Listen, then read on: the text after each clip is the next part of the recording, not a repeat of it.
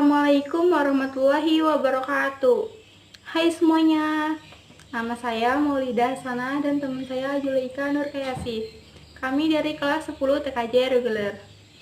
Di video ini saya akan membahas materi seputaran statistika. Tonton dan simak sampai selesai ya.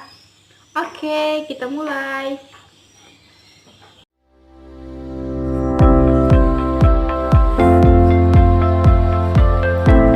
Yang pertama, statistika.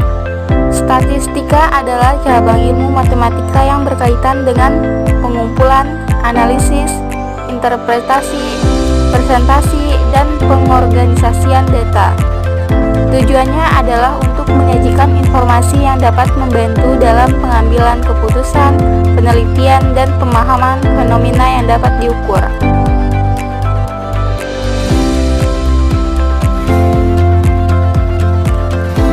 Kedua, statistik. Menurut Kamus Besar Bahasa Indonesia, statistik diartikan sebagai sebuah data berupa angka-angka yang dikumpulkan, dikelompokkan, serta ditabulasi sehingga menunjukkan informasi atau kesimpulan terkait suatu persoalan. Dalam pengertian lain, statistik adalah kumpulan hasil data yang disusun, diolah, dan disajikan ke dalam sebuah grafik, tabel, atau semacamnya.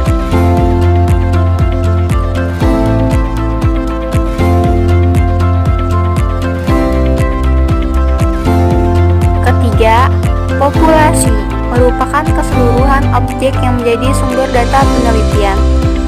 Populasi ini bisa berupa manusia, hewan, tumbuhan, peristiwa, dan lain sebagainya. 4. Sampel.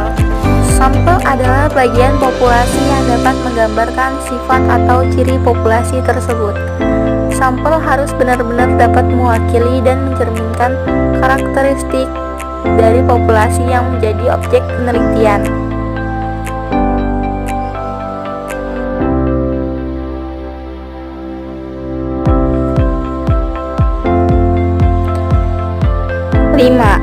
Ruang sampel adalah seluruh kemungkinan yang muncul dari suatu kejadian atau percobaan. Artinya, di dalam ruang sampel memuat semua titik sampel yang mungkin dari suatu kejadian. Misalnya, saat kamu melemparkan sebuah dadu, semua kemungkinan yang muncul adalah 1, 2, 3, 4, 5, dan 6.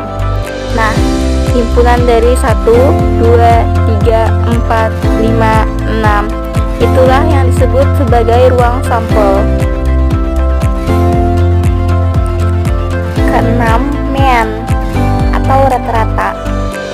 Mean adalah salah satu ukuran gejala pusat. Mean dapat dikatakan sebagai wakil kumpulan data. Menentukan mean dapat dilakukan dengan cara menjumlahkan seluruh nilai data, kemudian membaginya dengan banyaknya data. Ketujuh, median atau kuartil adalah nilai tengah dari sekumpulan data setelah diurutkan dari data yang terkecil sampai data terbesar, maupun sebaliknya. Apabila suatu data mempunyai median, maka mediannya tunggal. Jika banyak data merupakan bilangan ganjil, maka median terletak pada data ke 1/2 n plus 1.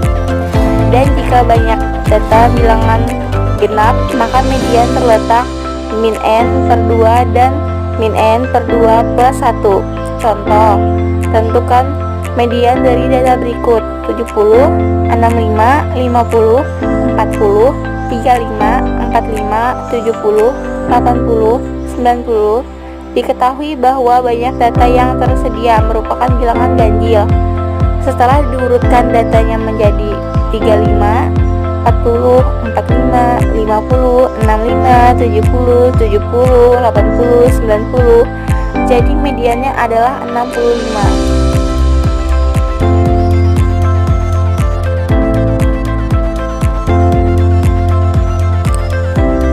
8. Modus. Modus adalah data yang paling sering muncul. Modus merupakan ukuran pemusatan untuk menyatakan fenomena yang paling banyak terjadi. Sekumpulan data yang diperoleh memungkinkan untuk memiliki nilai modus yang tidak tunggal atau mungkin juga tidak memiliki. Contoh, tentukan modus dari data berikut: 50, 35, 70, 90, 70, 40, 40, 40, 65, 45, 70, 80. Penyelesaian: urutkan data terlebih dahulu sehingga menjadi 35, 40, 40, 40, 45, 50, 65, 70, 70, 70, 80, 90. Kita mengetahui bahwa nilai 40 berjumlah 3 dan nilai 70 berjumlah 3. Maka modus dari data tersebut adalah nilai 40 dan 70.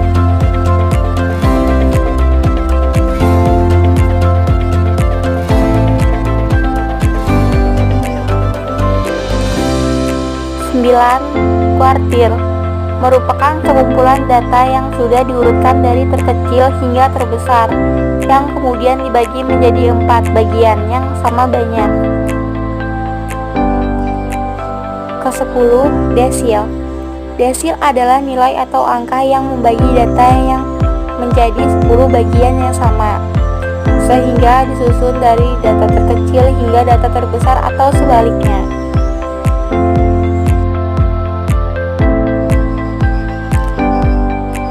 Terakhir, ke-11, persentil.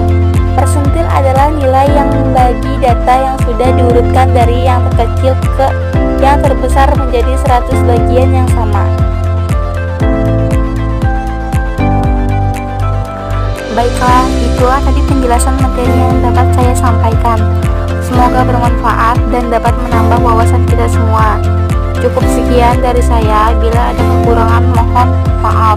Terima kasih. Sampai jumpa. Wassalamualaikum warahmatullahi wabarakatuh.